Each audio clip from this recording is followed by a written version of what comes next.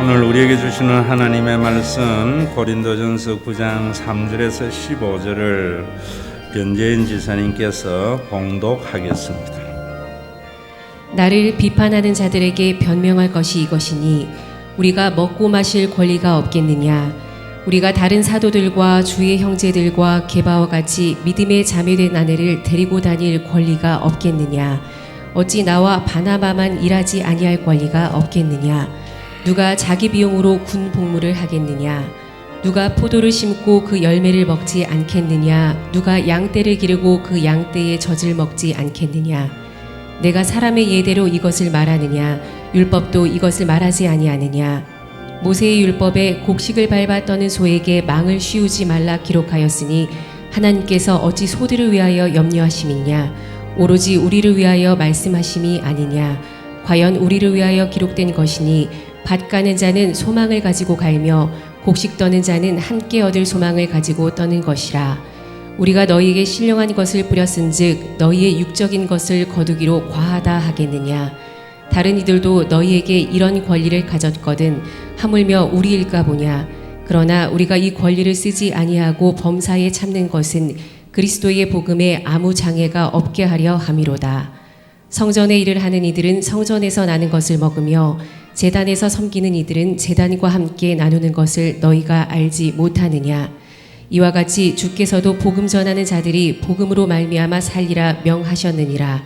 그러나 내가 이것을 하나도 쓰지 아니하였고 또 이 말을 쓰는 것은 내게 이같이 하여 달라는 것이 아니라 내가 차라리 죽을지언정 누구든지 내 자랑하는 것을 헛된 되로 돌리지 못하게 하리라. 아멘. 제가 대학교회를 섬길 때에 권사님이 수요일 날 기도를 시켰는데 어떻게 기도하는가 하면은 소크라테스가 말하기를 너 자신을 알라 했는데 하나님 내 자신을 알게 해달라고 기도하더라고요. 여러분들이 이런 말을 들으면은 참 웃기는구나 이런 생각을 가질 거예요. 왜 그런가 하면은 복음을 진짜로 알게 되면은요. 어떠한 철학가나 위대한 사상가도 그 말이나 정말 하찮게 여겨집니다. 복음을 진짜로 알게 되면은 사회적으로 어떤 지체에 있는 사람이나 또 무엇을 큰일을 했던 사람도 별로 그렇게 우러러봐지지 않습니다. 또 아무리 사회적으로 천한 사람일지라도 그 사람을 무시하지 않게 됩니다. 그것을 복음을 아는 사람들의 삶 속에 나타나는 겁니다. 정말 여러분들이 이런 복음을 안다라고 이야기할 때에 그저 예수를 믿는다, 성경의 내용을 내가 알고 있다 이 정도가 아니에요. 안다는 것은 연합한다 이런 삶을 말하는 건데요. 복음적인 사고를 하면서 산다 이런 말인데 우리가 살아갈 때에 많은 사건이 있고 사람들에 대한 판단하고 선택해야 할 일들이 있습니다.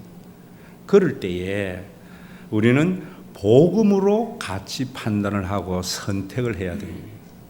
그런데 교회에 하나님의 나라가 이루어지지 않고 예수를 믿으면서도 늘 이렇게 억압되어지고 율법적으로 사는 것은 그냥 예수를 믿는다는 것과 성경을 지식적으로 알고 있을 따름이지 모든 일에 같이 판단을 할 때에 내 생각이 아니고 성경이 말하는 게 뭔가 하나님의 뜻이 뭔가 이런 것에 대한 고려가 없기 때문입니다. 또 그렇게 한다라고 할 때에도 자기 생각을 또 성경을 문자적으로 생각하는 것도 문제입니다.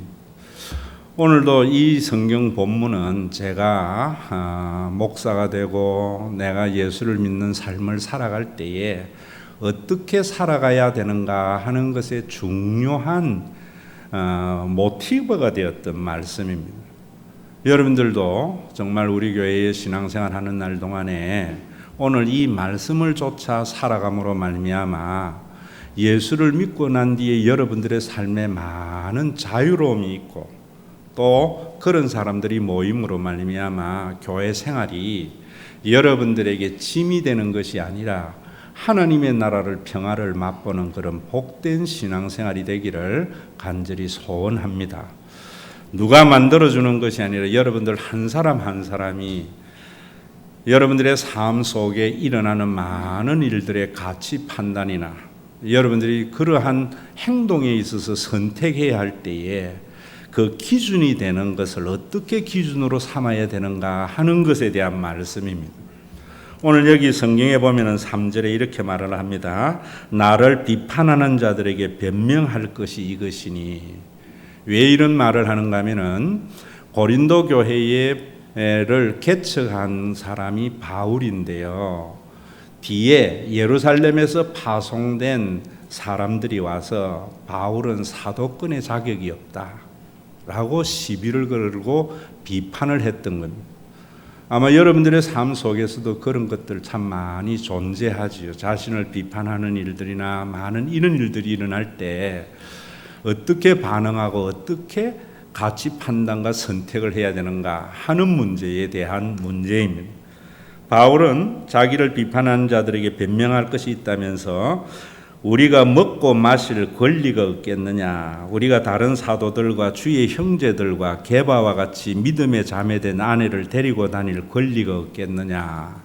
왜 이런 말을 하는가 하면은 베드로는 언제나 다녀도 아내를 데리고 다니면서 가는 교회들마다 선교비와 생활비를 받으면서 전도와 목회 활동을 했습니다. 그런데 바울은 고린도 교회에서 전혀 생활비를 받지 않고 사역을 하고 이랬다 이 말입니다. 그래서 여기 온 사람들이 뭐라고 이야기를 했는가 하면은 바울은 사도에 대한 자격이 없기 때문에 생활비나 선교비를 받지 못하는 거다, 이런 비판을 했던 겁니다. 여러분, 누가복음 1장에 보면 사도의 요건이 두 가지입니다. 하나는 예수님의 살아생전의 제자여야 됩니다. 그리고 예수님의 부활의 목격자여야 돼요. 그런데 바울은 예수님의 살아생전의 제자가 아니었고 부활의 목격자만이었던 거예요. 그래서 바울은 바로 베드로는 예수님의 수제자 아니냐, 그래서 아내를 데리고 다니면서 가는 교회들마다 생활비를 받으면서 생활했는데 바울은 사도로서의 자격이 없기 때문에 아내도 데리고 다니지 못하고 선교비나 생활비도 받지 못하는 것 아니냐라고 이야기를 한다고요. 왜 이런 공격을 하는가 하면은 바울이 이런 공격에 대해서 자기의 사도권에 대해서 정당성을 주장하는 것이 아니고 그런 비판은 받아도 괜찮아요. 뭐냐면은 자기가 비판을 받음으로 말미암아 자기가 전한 복음의 왜곡이 올까봐 지금 말하고 있는 거예요. 여러분들이 교회의 목사님이나 누군가를 이야기할 때에도 뭐 자연인 개인에 대한 비판은 괜찮지요. 중요한 것은 뭐냐면 그 비판의 목적이 어디 있는가 하면은 복음에 대한 왜곡이 올 때에 그런 것들은 용납이 될 수 없는 거지요. 그래서 바울이 지금 이야기를 이렇게 말하는 겁니다. 우리가 먹고 마실 권리가 없나? 다른 사도들과 같이 주의 형제들과 게바와 같이 믿음에 자매된 아내를 데리고 다닐 권리가 없나? 어찌 나와 바나바만 일하지 아니할 권리가 없겠느냐라고 말을 하는 겁니다. 그러면서 자신의 생각을 말을 할 때에 이제 여기서부터 중요한 거예요. 7절에 뭐라는 거예요? 누가 자기 비용으로 군복무를 하겠느냐? 누가 포도를 심고 그 열매를 먹지 않겠느냐? 누가 양떼를 기르고 그 양떼의 젖을 먹지 않겠느냐? 우리나라 사람들에게는 이 말이 좀 이해가 안 되는 것은 우리는 전부 의무복무, 군대가 징집입니다. 그런데 여기에는 지원병들을 말하는 거예요. 당시에 누가 군대에 지원을 할 때에 살해 안 받고 지원할 사람이 어디 있나, 이런 말입니다. 그리고 누가 양떼를 기를 때에 그 양떼에게 젖을 얻으려고 기르는 거지 그냥 양떼 기르냐? 누가 포도를 심는데 그 포도를 심는 이유는 포도를 따먹기 위해서 심는 거지 포도 심는 일 자체 하는 거 아니지 않느냐? 이런 것이 세상 이치고 상식이다. 그래서 8절에 보면 내가 사람의 예대로 이것을 말하느니라. 자, 여러분들이 교회에 오면은 많은 사람들이 왜곡이 뭐냐면 자기가 믿는 게 진리인 줄 알아요. 진리를 믿어야 되는데. 그러다 보니까 세상에 있는 사람들이 뭐 교회 다니면 저래 이런 일들이 일어나고, 또 교회 안에서도 하나님의 나라를 맛보지 못하고 자유롭게 되지 못하는 경우는 바로 진리를 믿지 않고 복음 안에 거하지 않기 때문입니다. 여기서 가장 중요한 것이 그러면 진리가 뭐냐? 진짜 복음이 뭐냐는 거예요. 여러분들이 어떤 가치 판단을 선택을 할 때에 지금 내가 선택하는 이 가치 판단을 하는 이 기준이 진짜 복음적인가? 하나님의 뜻인가? 하나님이 원하시는가? 이것을 할 때에 제일 중요한 게요, 상식입니다. 상식. 제가 이야기하지 않습니까? 유한한 인간은 진리를 알지 못해요. 그저 우리는 진리의 속성만 알 따름입니다. 하나님을 누가 알아요? 하나님의 속성을 가지고 하나님을 이해하는 거죠. 진리냐 진리가 아니냐는 것은 그 사람의 주장, 누가 말했느냐 이런 게 중요한 게 아니고요, 상식적이어야 돼요. 지금 우리 한국의 가장 큰 교회 다니는 사람들의 사고가 뭔가 상식적이지 않아. 그냥 자기 세계에 갇혀서 가치 판단하고 선택하니까 예수를 안 믿는 사람들 볼 때는 웃기는 거예요. 여러분들이 우리 교회의 성도들에게 아멘 되는 것은 진리가 아니에요.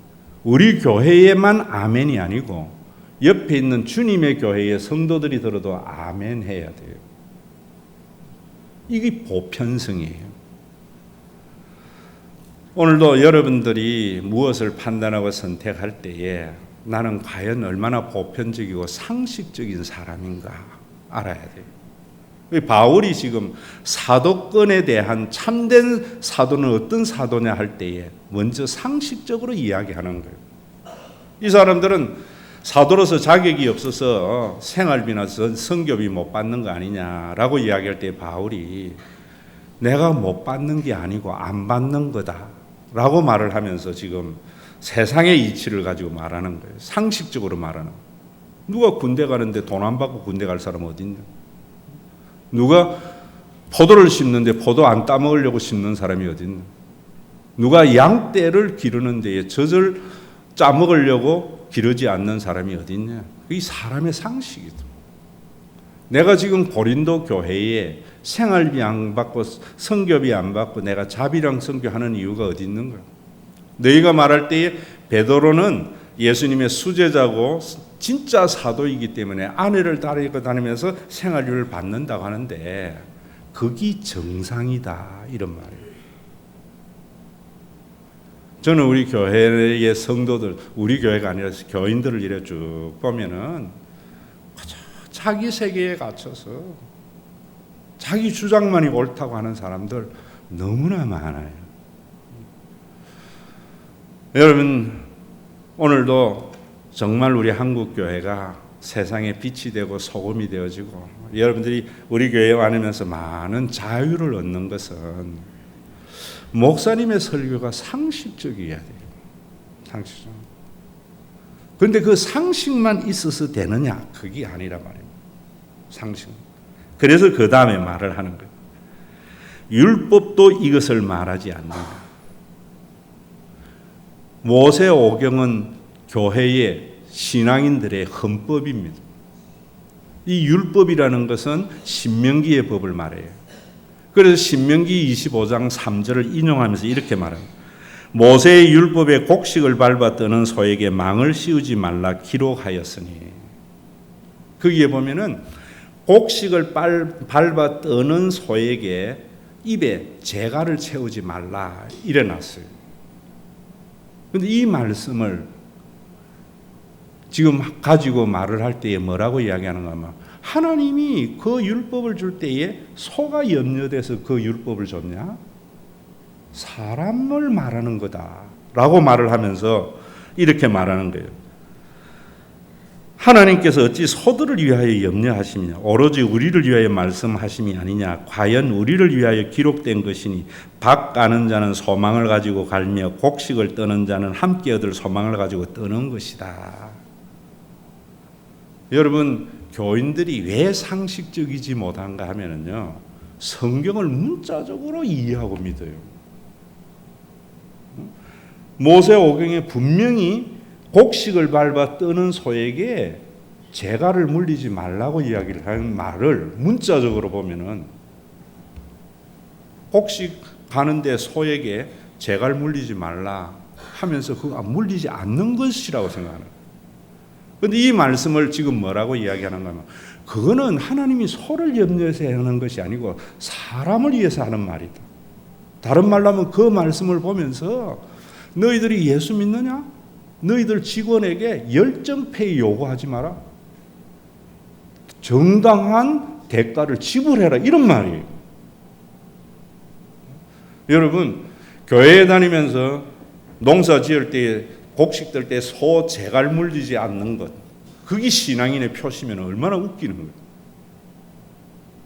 여러분들이 교회에 다니면은 자기가 회사를 할 때에 열정페이 요구하면 안 돼요. 저는 교회도 지금 그런 생각을 해요. 지금 우리 한국 교회가 얼마나 교인들에게 열정페이를 요구합니까? 옛날에 교회가 정말 목사님 사례를 주기도 힘들 때에는 그게 참 아름다운 것이었어요. 그런데 지금 어떤 교회는 1년에 수십억 수백억 남는데 목사님은 뭐 어디 다니면 비즈니스 타고 뭐 다 하면서도 교인들에게는 사례받지 말고 헌신해라. 이런 말씀을 잘못 이해하기 때문에, 신명기 말씀을 잘못 이해하기 때문에, 우리 교회가 지금 형편이 안 돼서 제가 그래 못하지만은 제가 벌써 몇 년 전에 이야기했습니다. 지금 여러분들 지난주 우리 1사분기 회계 보고 드렸지만은 우리 교회에 11조 주일 우리 집 헌금하는 분들이 한 30% 정도니까 못 하고 있는 거예요. 그러니까 성가대를 하거나 교사를 하거나 구역장 하는 사람들은 참 힘이 들고 또 나는 여러 가지 형편이 안 돼서 생업 때문에 못 할 때 미안하잖아요. 왜 그래요? 지금 이런 말씀에 대한 이해가 없기 때문에. 저는 정말 수고하는 지휘자나 반주자나 성가 대원들에게도 교회가 여유가 있으면 남 줄 거 뭐 있어요? 주지. 그 다음에 받은 사람이 내가 그거 가지고 내 도움이 안 되면 다시 헌금하는 것은 본인의 신앙의 표현이지 교회가 그걸 요구하면 되지 않는다 이런 말이에요. 어느 게 상식적이에요, 여러분. 우리 사회가 여러분 정말 어떤 많은 자기 직원들에게 열정페이를 요구하면서 사장은 흥청망청 쓰는 사회 속에 교회가 하나님 복 받았다. 참 얼마나 비상식적인 거예요. 교회는 그렇게 하면서도 자기 회사 가서는 또 더 많이 주라고 오순된 거죠. 왜 그런가? 성경을 잘 몰라서 그래요. 그래서 앞으로 여러분들이 비판을 받는 거나 어떤 일이 있을 때에 언제나 내가 그걸 판단할 때에 이게 얼마나 상식적인가, 상식선에서 판단하는 것은 여러분들의 몫이에요. 그러나 그것이 성경적인가 하는 것은 목사님에게 물어야 돼요. 좀 이 상식인데 좀 이상해? 이러면 목사님에게 물어서 이 상식이 맞느냐 성경적이냐 물어야지. 여러분들이 뭐 큐티하고 성경 보면서 성경 문제 이런 것은 신학적 훈련이 안 됐기 때문에 굉장히 잘못될 수가 있습니다.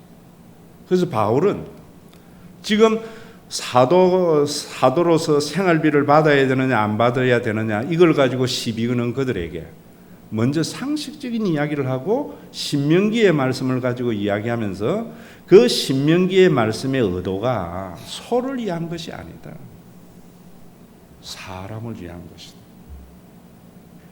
그래서 내가 당연히 생활비와 사례를 받을 자격이 있는데 그 다음에 또 중요한 이야기를 하는 거예요. 여러분, 우리 교회에서 제가 그런 이야기 하잖아요. 예수 믿으면 복 받습니다. 먼저 상식적으로 생각해 보세요. 예수 믿어가 복 받은 사람이 많습니까? 안 믿은 사람이 복 받는 게 많아요. 상식적으로 생각해 보시라. 저는 뭐라 그래요? 예수 믿으면은 가난해도 비굴해지지 않습니다. 부해도 오만해지지 않습니다. 어느 게 상식선이에요? 성경이 왜 그런 줄 아세요? 성경을 제대로 알고 믿으면은 가치 판단이나 선택이 달라져요. 여러분, 제가 오직 성령이 너희에게 임하시면 권능을 받고 예루살렘과 온 유대와 사마리아와 땅 끝까지 이르러 증인이 되라. 문자로 보면은 성령 받으면은 큰 능력을 받아가지고 손수건만 흔들어도 병이 낫는 능력이 생긴대. 기도만 해도 축복을 받는 일이 생긴대. 바울 봐라 이런다고요. 문자주의로. 그런데 그 말씀이 전체의 성경의 맥락에서 보면은 성령이 임하시면은 무엇이 탄생하는 거예요? 예수님이 성령을 보내줘서 교회를 만드신 거예요. 이 지상에 그 어떤 종교기관이나 모임도 없는 희한한 공동체가 만들어졌는데 그 교회는 어떤 교회였는가 하면은 사람들의 가치 판단이 달라진 거예요. 성령이 임하시면서부터. 어떻게 달라졌는가? 내 가족과 자기만 알던 사람이 타인의 가족도 이해하는 사람이 된 거예요. 그래서 권능이라는 두나미스는 다이나마이트의 원어로서 성령이 임하심으로 말미암아 네가 가지고 있었던 옛날의 혈연적 가치관, 영고적 가치관이 파괴되어지고 모든 사람이 하나님의 가족임을 아는 그런 가치관이 만들어졌는데 이것이 예루살렘에서부터 땅끝까지 이르도록 증인이 되라 이런 말이거든요. 여러분, 이런 교회, 제가 그런 이야기 하잖아요. 성령 받으면은 우리 교회가 좋은데 주님의 교회가 안 좋으면은 그거는 선택해야 할 일이 아니에요. 성경이 얼마나 상식적이고 얼마나 우리에게 유익된 말씀인데요. 저도 시차 적응도 안 되고 해서 어제 1시 시작하는 축구는 아주 자연스럽게 봤어요.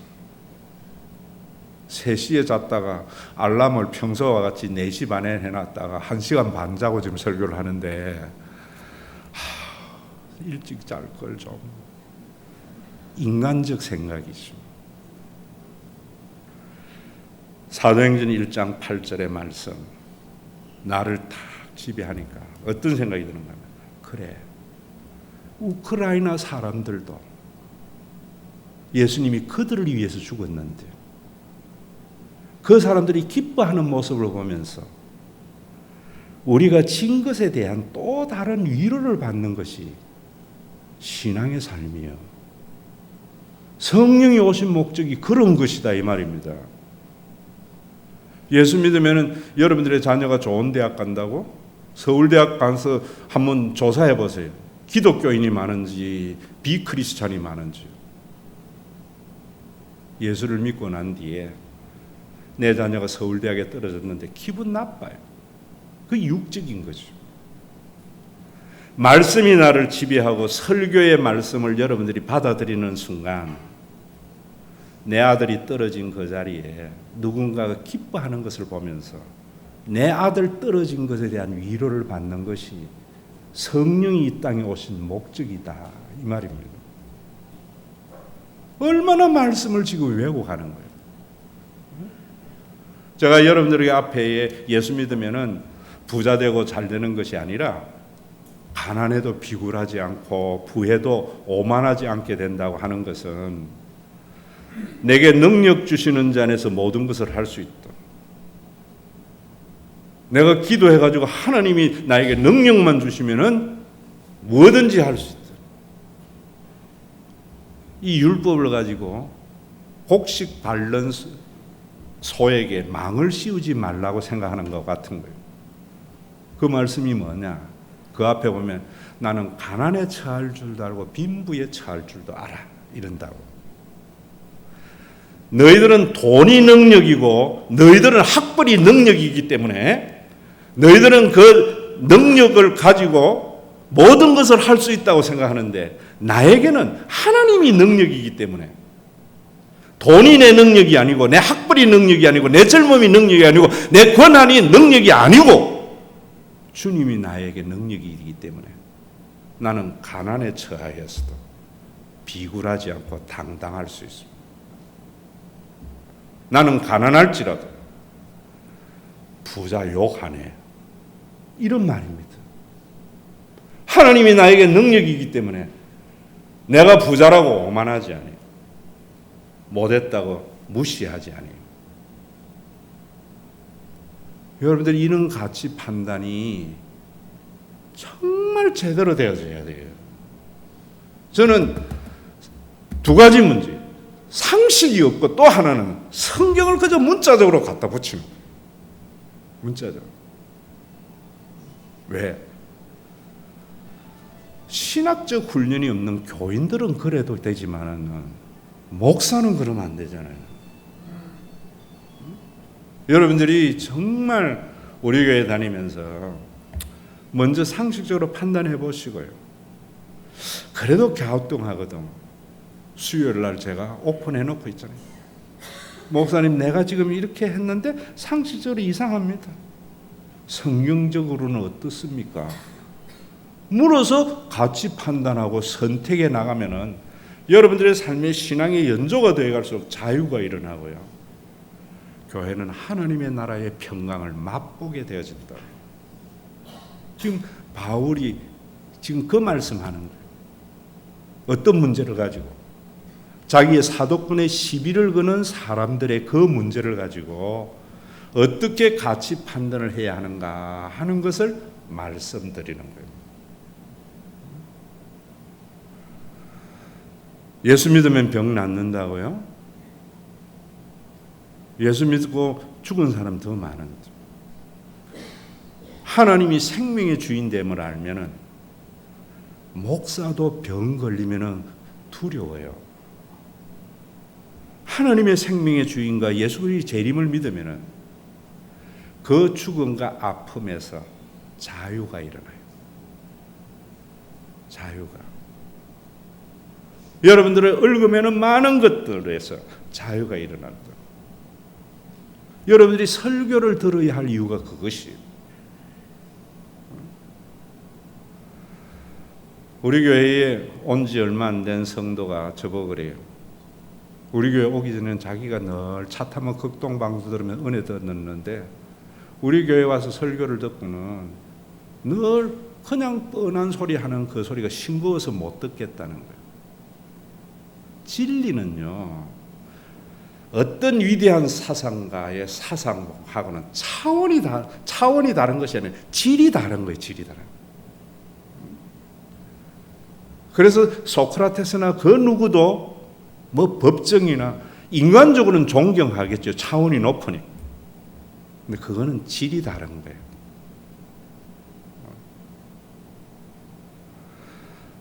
오늘도 여러분들이 정말 이런 선택을 해 나간다면은 여러분들의 삶 속에 정말 많은 자유가 일어나고 그런 사람들이 교회에 모여 있을 때 교회가 하나님의 나라가 이루어지는 거예요. 그래서 그 다음에 지금 하는 이야기가 여러분 그 말씀 전에 한 가지 더 드린다면 참 답답해요. 사람들은요 너무 왜곡이 많아. 어떤 분들은 아이고 내가 기독교 TV 보니까 어떤 목사님이 설교하면서 말씀하시는데 이러는다고. 자기는 어떤 생각을 하는가 하면은 일반 방송국에는 정신과 의사나 무슨 의사가 와서 이야기를 할 때에는 그 분야에 탁월한 전문가인 줄 알거든요. 사실은 우리 이태경 장로님 더 전문가인데 와가지고 또 보셨을 때는 그거는 반드시 출연료 주거든요. 교회는요, 기독교 방송은 설교 한 번 나가면은 지가 수백만 원 내야 돼요. 많이 나면 많이 날수록 돈을 많이 내야 돼요. 유명한 게 중요한 게 아니에요. 누가 말했는 게 중요한 게 아니에요. 그 말이 정말 복음적인가? 정말 복음적이라면 그 말씀이 정말 상식적인가? 그 말씀이 우리의 삶에 얼마나 유익되는가? 여러분들이 이런 가치 판단을 하지 않으면은 여러분들의 신앙이 여러분들을 억압하게 되어지고 교회는 이상한 교회가 되어 있어요. 세상 사는 사람들에게 손가락질 받는 거예요. 왜 세상에 있는 사람들은 상식이 있는 사람들이거든요. 복음도 없고 상식적이지도 않으니까 세상에 있는 사람들이 우리를 얼마나 우습게 보는 겁니까? 얼마나 우습게. 그 다음에 이런 말을 해요. 우리가 너희에게 신령한 것을 뿌렸은 즉 너희의 육적인 것을 거두기로 과하다는, 이건 다음 주일 할 거예요. 굉장히 중요한 거예요. 주의 종은 신령해야 돼. 그런 말 아니에요. 내가 너희에게 설교를 해서 성령을 나누어 줬는데 내가 생활비 받는 것, 그걸 과하다고 하느냐, 이런 말이에요. 그러면서 12절에 다른 이들도 너희에게 이런 권리를 가졌거든 하물며 우리일까 보냐. 나는 고린도 교회를 개척했어. 개척도 안 하고 예루살렘에 어느 날 갑자기 온 사람도 생활비 받고 베드로도 생활비 받는데 내가 그런 거 받는 것이 지극히 상식적인데 내가 왜 안 받는 줄 아느냐, 이런 말이에요. 우리가 이 권리를 쓰지 아니하고 범사에 참는 것은 그리스도의 복음에 아무 장애가 없게 되려 함이라. 바울의 모든 가치는 복음의 훼손이 일어날까 봐, 교회가 교회다워지지 못할까 봐, 하나님의 영광이 가리워질까 봐. 그 하나님의 영광을 가리워지는 것도 자기 주관적인 생각이 아니에요. 그래서 계속해서 하는 말이 성전에 일하는 이들은 성전에서 나는 것을 먹으며 제단에서 섬기는 이들은 제단과 함께 나누는 것을 너희가 알지 못하냐. 구약 성경에 너희 이스라엘이 1400년 동안이나 제사장의 레위인들은 당연히 교인들이 바친 헌금을 가지고 먹고 살지 않았느냐, 이런 말이에요. 구약만 그런 것이 아니고 14절에 이와 같이 주께서도 복음 전하는 자들은 복음으로 말미암아 살리라 명하셨다. 바울이 예수님의 말씀을 직접 인용한 것은 몇 군데 하는데 여기 한번 나와요. 예수님이 언제 복음을 전하는 자는 복음으로 말미암아 살리라 했는가? 예수님이 제자를 파송하면서 그랬잖아요. 전대를 가지지 말고 뭐 이런 이야기 하잖아요. 두 벌 옷을 가지지 말고. 그런데 너희들 대접 안 하면 그 집 앞에서 먼지를 떨어버리라. 이걸 청빈하게 전하라. 이런 말 하면 돼. 예수님의 그 말씀은 복음을 전하는 자들은 복음으로 살아야지.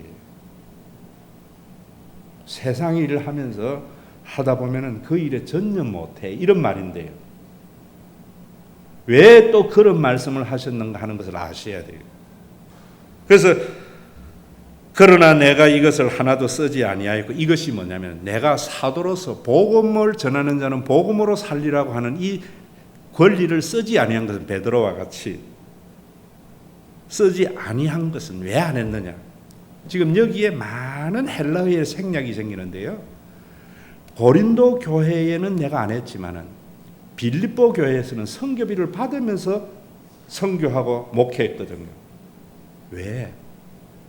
빌립보 교회는 복음의 동지였어요. 고린도 교회는 바울의 복음을 오해해가지고 아볼로파, 바울파, 파벌이 생기니까 혹시라도 내가 이거 받으면은 내가 전하는 복음이 돈 때문에 전하는 것이라고 공격하고 오해할 사람들 때문에 안 한다는 거예요. 여러분, 우리 많은 교인들, 기독교 교인들이 청빈하고 검소한기 신앙인의 모습이 그건 아니에요. 그건 청교도예요. 형편에 따라서 사는 거예요. 빌립보 교회는 성교비 생활비 받았고 고린도 교회는 복음의 외고교니까 안 받았던 거예요. 저도 우리 교회의 초창기에 이자 내기도 힘들고 어려울 때 임대료라고 바꿨죠. 어려울 때 생활비 한 번 안 받고 생활했어요. 그리고 나다가 겨우 200만 원 받고 생활. 왜? 권리가 없었어요? 교회를 세워야 되기 때문이죠.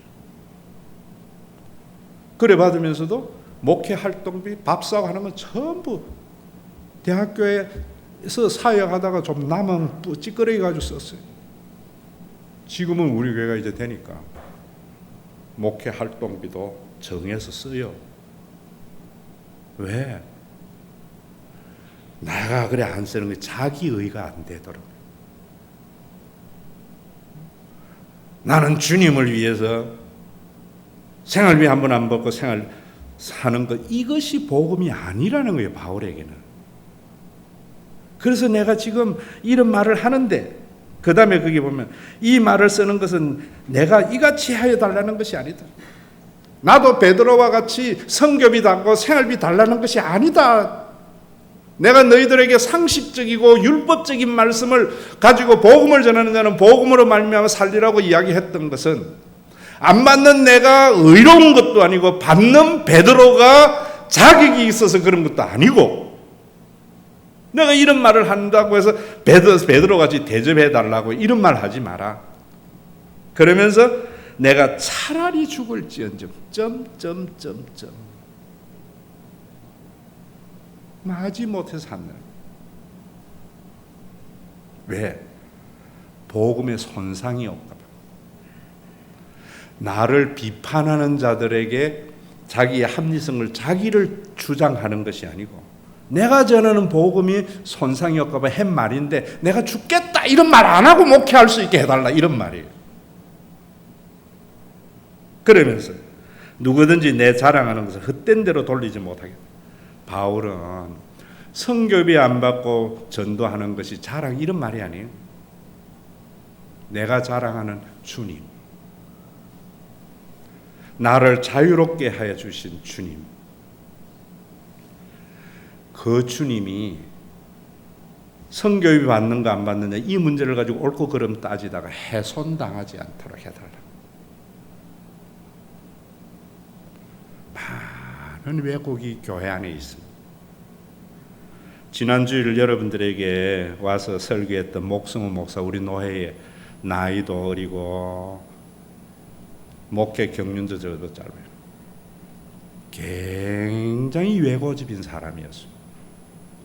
4년 동안 우리 교회에서 노회 목사님들 공부했는데 10명은 그분 한 분이라 봐요. 그 공부하면서 5월 5일 날 제가 저 양수리 강변에서 목사님의 그런 그 왜고집, 자기 독선을 이야기를 다 해줬는데, 그날 이후로 자기가 자유와 놀라운 변화가 있다는데, 이분이요 내가 볼 때 내가 존경한다 그래요. 좀 너무너무 겸손해요. 아마 여러분들이 봐서 알 거예요. 나보다 더 욕심이 없이 타인에 대한 배려. 일부 노회의 목사님들은 그분을 위선자라 그러고요, 그분을 막 욕을 많이 해요. 그래서 내가 뭐라고 이야기하는 건 그랬습니다. 목 목사님이 2,000명 이상 당회장이면은 아마 대한민국에서 제일 존경받는 목사가 됐을 거다. 그분은 50명도 안 되는 교회에 목회를 해요. 그러니까 무시하고 그런 소리 듣는다. 나는 남들이 보는 외모를 보지 않고 복음으로 인해 안에 있는 목사님을 보기 때문에 내가 비록 나이도 많고 목회 경륜도 많지만 목사님이 나 때문에 많은 변화가 있었지만 이젠 내가 목사님 존경한다. 존경하는 마음으로 제가 붙든. 여러분, 사람을 외모로 보지 않는 거예요. 내가 믿는 게 진리가 아니고 진리를 믿어야 되는 거예요. 내가 진리를 믿기 위해서는 언제나 내가 보는 것이 상식적인 거예요. 성경의 문자적으로만이 아니라 그 성경이 말씀하는 바가 과연 상식적인 생각에서 합당한 것인가 보면은 모든 것에 대한 가치 판단이 달라져요. 선택이 달라져요. 여러분, 그 선택의 기준은 사람이에요. 사람. 저는 우리 교회의 어떤 일보다 교회 성장보다 사람이 중요하고 교회가 중요해요. 우리 교회 없어지면 어때요? 다른 교회 우리 교회 때문에 다 망한다면 차라리 우리 교회 없어지고 교회 한국 교회 전체가 이익이라면 그 길을 선택해야죠. 여러분들의 가치 판단이 복음으로 이런 변화가 좀 있었으면 오늘 오시면서 여러분들이 교회 얼굴 마당이 확 달라져서 그래요. 밤에 보면 더 아름다워요. 이미 말씀을 드렸기 때문에 하는 말이에요. 박영수 집사, 손설이 집사가 헌신한 건데요. 손설이 집사 어머님이 계산해서 농사를 짓는데 허리가 이렇게 구워서 펴지질 않아요. 평생 그렇게 사셨기. 그래서 딸 사이가 어머니 허리 펴려고 수술비 놔뒀던 거예요. 서울의 유명한 병원 다니면서 어머니 수술해서 이제 허리 펴고 살 수 있도록 해주려고 안 된다는 거예요. 그거 가지고 헌신한 긴데 그 헌신보다도 여러분 이거 아셔야 돼요. 제가 우리 교회 카페에 밥 먹고 이러는 것이 참 답답하고 이래서 이거 폴링도해가 툭 트면은 좋겠다는 소리를 지금 3, 4년째 했어요. 그럴 때 일반 재정이 여유가 없기 때문에 안 했던 거예요. 못 했던 거예요. 그래서 하나님이 언젠가는 하시겠지 했더니만 이런 일이 생긴 거예요. 여러분, 우리 교회 여러분들에게 제가 얼마든지 이야기해서 할 수 있지만은 여러분 한강에 물 푸듯이 돈 나는 거 아니잖아요. 때가 되면 하나님이 하시는 일들이 저거보다 더 중요한 게 여러분들의 삶이 부유롭고 힘들지 않는 거예요. 3년을 기다리니까 여러분들에게 힘 안 들이면서 해져 나가는 거예요. 할 일이 참 많이 눈에 보여요, 저는. 그러나 하늘에서 돈이 떨어집니까? 여러분들 호주머니에서 나와서 하는 건데 좀 불편하면 어때요? 또 하나님이 이런 일들이 하나하나 우리 교회 역사에 이런 일들이 너무나 많이 있어요. 그 가치 판단이 이 말씀 때문이에요. 여러분, 누가 말을 했느냐 중요한 게 아니에요. 여러분들이 보는 게 다가 아니에요. 내가 하는 것이 얼마나 상식적인가. 그 상식적인 말을 가지고 또 말씀의 문자를 가지고 대입하지 말고요. 정말 하나님의 마음의 말씀으로 보게 되면은 그거 안 하면 돼요. 때가 되면 하나님이 하셔요. 그럼 힘들지 않아요. 내가 하려고 하니까 교인들 힘들게 하는 것이죠. 이런 나의 모습이 여러분들의 가치 판단에서 내가 한마디 말을 하면 저 사람의 명예가 얼마나 손상이 될 것인가, 내 그 어려움에서 빠져나오기 위해서 다른 사람 사지에 넣는 일들이 얼마나 많아요.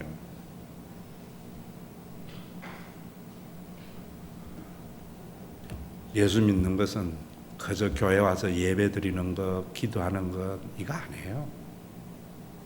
그 속에 무엇이 담겨야 되는가? 천하보다도 한 생명을 귀하게 여겼던 하느님의 마음을 담아서 살아가는 삶이 참된 예배고 참된 신앙이니, 사람은 자기 마음에 들면은 선이고 마음에 안 들면 악이라고 판단해요. 나에게 이익이 되면은 좋은 사람이고 손해가 되면 나쁜 사람이라 생각해요. 하나님의 영이 있으면은 그것을 넘어서게 되죠. 503장 찬양하겠습니다.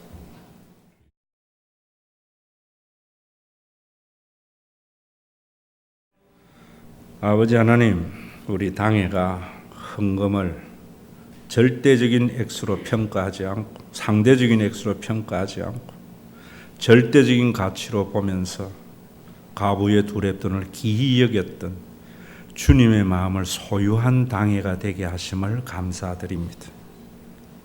우리 교회가 목사님의 업적이나 교회 당을 불리는 데에 힘쓰는 것이 아니라 성도들 한 사람 한 사람의 힘듦을 볼 수 있는 교회가 되게 하심을 감사합니다. 오늘날까지도 그래 오셨지만 우리 당회가 더욱 성도의 삶을 살필 수 있는 당회가 되게 하시고, 우리 교회 사랑하는 성도들이 자기가 믿는 바가 진리가 아니고 성경을 문자주의에 빠져서 종교 원리주의적인 삶을 사는 것이 아니라 지극히 상식적이면서 성경의 원래의 의미를 알아서 세상에서 그 어떤 사상가, 어떤 철학가에서 들을 수 없는 그리스도의 말씀, 로고스를 듣는 것을 기뻐하고 그 말씀에 의해서 자신을 읽으면 많은 것에서 자유함을 누리고, 이런 사람들이 모여 있음으로 말미암아 더욱게 하라, 평화롭게 하라는 것이 아니라, 배부르게 하라는 것이 아니라 더욱게 해주고 배부르게 해줌으로 말미암아 하늘의 평안을 땅에서도 맛보는 교회를 세워나가는 하나님의 선물인 예물이 되게 하여 주시옵소서. 욕심을 내어도 얻지 못하고 살인하여도 취하지 못한다고 했는데, 우리의 삶에 안주하는 것이 아니라 열심히 살아가면서도 하나님이 주신 은혜의 분량에 만족하며 살아갈 수 있는 하나님의 인자와 선하심을 믿는 믿음을 선물로 허락해 주셔서 가난한다고 비굴해지지 말고 부하다고 오만해지지 말고 평안하다고 이 땅에 천년만년 살 것까지 생각하지 않고 어렵다고 주님 원망하지 않는 그런 신앙의 소유자들이 되도록 복음이 이들의 가치 판단과 선택의 기준이 되게 하여 주시옵소서. 우리를 이 땅에 버려두지 않고 하나님의 소유된 백성 되도록 선택하여 불러주신 우리 주 예수 그리스도의 이름으로 기도드리옵나이다.